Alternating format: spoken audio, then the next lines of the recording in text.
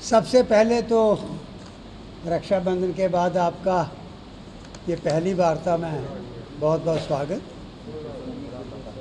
आज का press conference का जो इशू है वो है, कल हमारी यहाँ पर ऑल पार्टीज़ की मीटिंग हुई।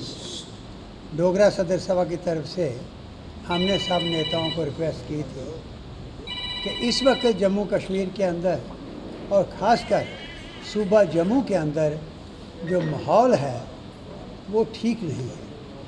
आप सब जानते हैं, हमसे ज़्यादा जानते हैं कि यूथ पूरा का पूरा जम्मू का सड़कों पर था।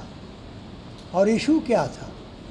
इशू ये नहीं था कि वो नई चीज़ की मांग थी, बल्कि वो इशू जिस पर सेंट्रल गवर्नमेंट ने अपनी कमिटमेंट दी थी। टोल प्लाज़ा की बात थी, चाहे स्मार्ट मीटर के बारे में कई दफ़ा उन्होंने कहा कि हम उसको फिर से रिकन्सिडर करेंगे।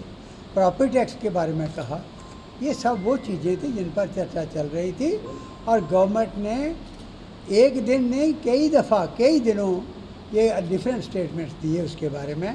और गवर्नमेंट खुद महसूस करती थी कि वो उनमें बहुत कुछ करना बाकी है, अगर इसको लागू करना होगा तो उसमें अमेंडमेंट्स लाना ज़रूरी है। अब ये क्या हुआ कि गडकरी जी की भी अनाउंसमेंट थी पार्लियामेंट के अंदर कि टोल प्लाजा ख़त्म किए जाएंगे, जितने डिस्टेंस पर अलाउड हैं वही हम रखेंगे। उसमें ये सो टोल प्लाजा भी आता था, बन का भी आता था, और बाकी जो उन्होंने फैसले लिया ठंडी खुई का, बाकी ये सारा रिकन्सिडर करने की कोशिश हो रही थी। इतनी देर हमारे यूथ ने, जम्मू के यूथ ने ये देखकर कि सड़क हमें मिल नहीं रही, सारी सड़कें उखेड़ी हुई है, पुल टूटे हुए हैं और ये टोल प्लाजा तो बंद नहीं हो रहा, तो अगर रिकन्सिडर करना है तो सारी सड़क के जिसके वजह से टोल प्लाजा हमें देना पड़ता है और वो लेते हैं, वो बजा ही नहीं वहाँ पर, तो इसको बंद करो आप। और उसको लेकर कुछ नौजवानों ने, जैसे युवा राजपूत सभा के नौजवान भड़के और सारे की सारी पार्टियों ने, सब संस्थाओं ने उनको सपोर्ट किया कि वाकई ये जायज़ मसला है, और ये भी कहते रहे। और उसके बाद उनको जेल में ले गए। यानी आप जानते हो कि बड़े मुश्किल हालात में पीक पर मिलिटेंसी थी। पाकिस्तान यहाँ पर किस किस्म के खेल खेल रहा था, कश्मीर का नौजवान भड़क चुका था, घरों के घर में इस वक्त अजीब किस्म का सन्नाटा था। नौजवानों ने आहुतियाँ अपनी, जो शहीद हुए वहाँ पर, चाहे सिक्योरिटी फोर्स है उन्होंने भी आहुतियाँ दी, और जो मिलिटेंट बने और उन्होंने हरकतें की वो भी मारे गए, और घरों के घर खाली हुए थे। तो वो बात पाकिस्तान इसलिए थी कि पाकिस्तान में हाथ, वो वहाँ से लोग उनके हाथ में लग गए। पर जम्मू के मिसाल है कि जम्मू की इन बेल्ट्स के अंदर कोई मिलिटेंट आया अगर, तो उसको ज़िंदा नहीं जाने दिया, लोगों ने उसका शिकार करके मार दिया। ऐसे इलाके को आपने पूरे को डिस्टर्ब कर दिया, ये गलत बात थी। उसको लेकर सारी हमारी सोशल संस्थाओं के और मोस्टली पॉलिटिकल लीडर्स ने फैसला किया कि हम बैठ के फैसला करें और जम्मू को डिस्टर्ब होने से बचा लें। यहाँ कोई जानी नुकसान हो गया, कोई अगर फास्ट एंड टू डेथ किसने रखा है वो उसकी अगर वो नहीं रहा, तो यहाँ पर जो कुछ होगा वो शायद गवर्नमेंट के कंट्रोल में नहीं रहेगा। और वो बंकर, जिस बंकर से आपने पंजाब के अंदर पाकिस्तान ने जो वहाँ पर एंटी नेशनल कोई इसके नेशनलिज्म लाने की कोशिश की, वो यूथ भड़का या उसके हाथ में आ गया, उसका मुकाबला आपने जम्मू से किया। हिंदू सिख का फसाद यहाँ नहीं होने दिया। और जब कश्मीर के अंदर आग लगी, वो चिंगारियाँ भी यहाँ पड़ रही थी, उनको भी मसल दिया गया। ऐसे बंकर को आपने तोड़ने की कोशिश की। तो कल उसकी चिंता दिखाते हुए हमारे ये नेता यहाँ बैठे हैं, सीनियर लीडर्स, आप सब जानते हैं, नाम इनके लिखे हुए हैं प्रेस नोट पर। इनके अलावा बाकी लोग भी थे और बड़ा डिटेल मंथन हुआ, वो आपके सामने हम रख रहे हैं। सबसे पहले हमने ये कहा है कि गवर्नमेंट का जो रवैया है यहाँ के लोगों के साथ वो ठीक नहीं है।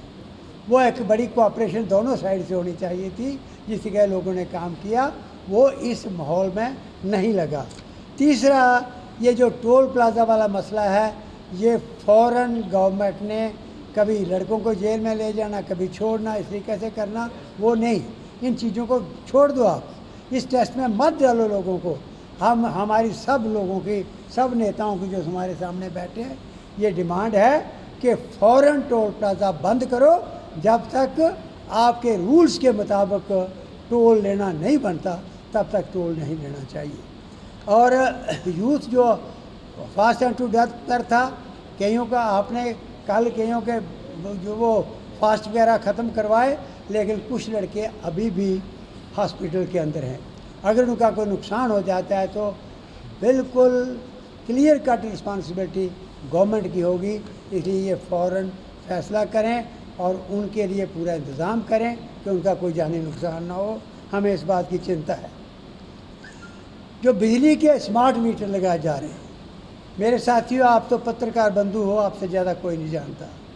आप मुझे बताओ कि ये जो बिल आ रहे हैं लाखों रुपए के, वो इसलिए बिल आ रहे हैं, कहते हैं पुराने मीटर ख़राब थे, तो पुराने मीटरों के बिल हैं ना, तो पुराने मीटर निकाल रहे तो ये बिल भी छोड़ो।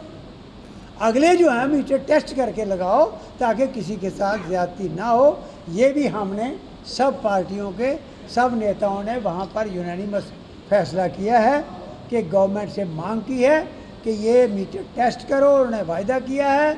और दूसरा, जो पुराने मीटर आपने खुद कहा कि वो इसलिए रिप्लेस किए कि वो ठीक नहीं थे, तो उनका जो बिल था वो सारा का सारा ख़त्म करो। और फिर अगली बात ये है कि हमारा हेरिटेज है जिसको लेकर हम कह रहे हैं कि ये डोगरा का, अब देखिए कश्मीर के अंदर ये मिलिटेंसी भड़की, उसका कारण एक ये भी था कि इस जनरेशन को नहीं पता था कि कितने लोगों ने कुर्बानियाँ दी हैं, जम्मू कश्मीर बना कैसे, बचा कैसे और 75 साल चला कैसे।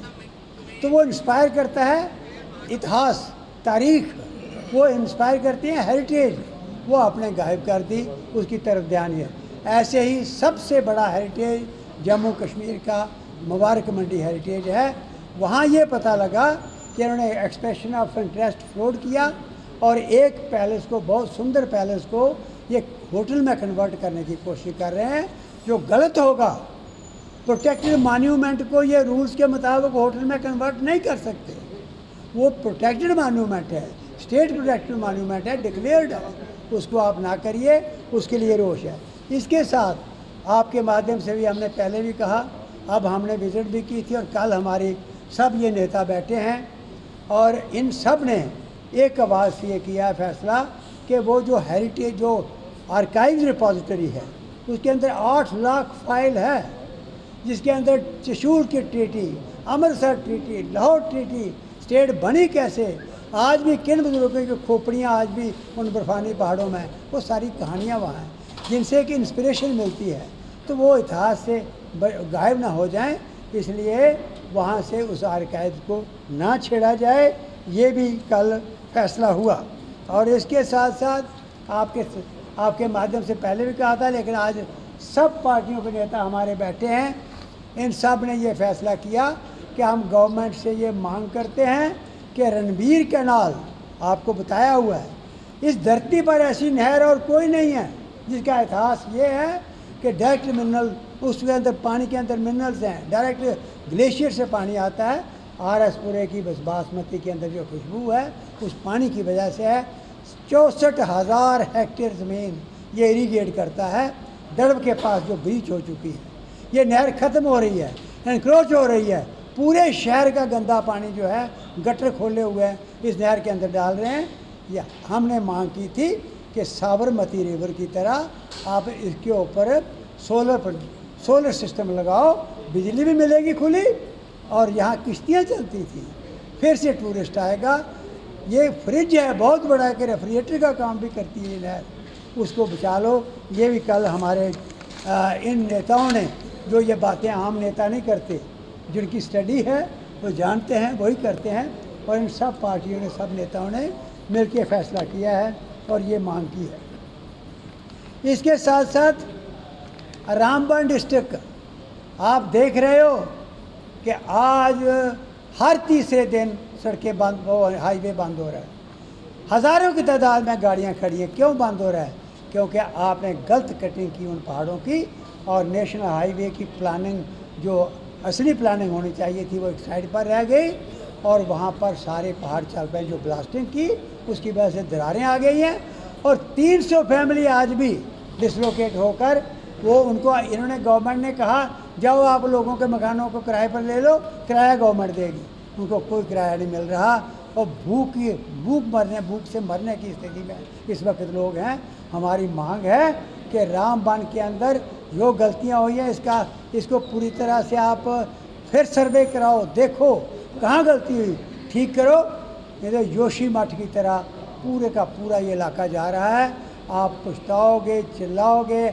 आज ऐसे हिमाचल की पोजीशन बन गई है, आज शिमला इस धरती पर ज्योग्राफी में नहीं रहेगा, वही सिचुएशन यहाँ बन रही है। और मेगा टूरिस्ट डेस्टिनेशन था, ये पहाड़ थे जम्मू के जो तबाह हो रहे हैं, इसके पीछे कोई साजिश लगती है। और फिर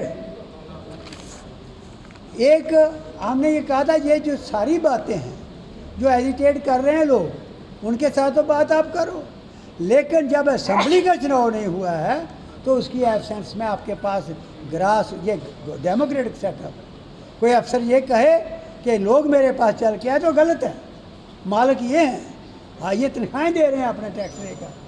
तो इसलिए जब तक आपकी असेंबली बहाल नहीं होती तब तक सिविल सोसाइटी को इन्वॉल्व करिए और उनका डिस्कस करिए। और जम्मू और कश्मीर के दो कम से कम एडवाइज़र जो हैं वो सिविल सोसाइटी की तरफ से आप लीजिए ताकि ग्रास रूट तक आप लोगों की बात सुन सकें। ये डिक्टेटरशिप यहाँ नहीं चलनी चाहिए और यहाँ के जो अफसर हैं, ब्यूरोक्रेट हैं, उनको भी जगह देनी चाहिए। बाकी लास्ट में हमारा पॉइंट था कि स्टेटहुड हमारी इस ऐतिहासिक रियासत की वो दर्जा वापस किया जाए जो आपने वायदा किया है इमीडिएटली, और इलेक्शन किए जाएँ। धन्यवाद। जो कुछ कोई पूछना चाहते हो तो पूछ लो। मेरे साथ हमारे बहुत ही सीनियर नेता श्री अब्दुर्रहमान शेख साहब यहाँ बैठे हैं, एक्स MP हैं, आपको पता है, पुराने सियासतदान हैं। उनके साथ ID खजूरिया साहब हैं और नरेंद्र सिंह जी हैं और उसके बाद हमारे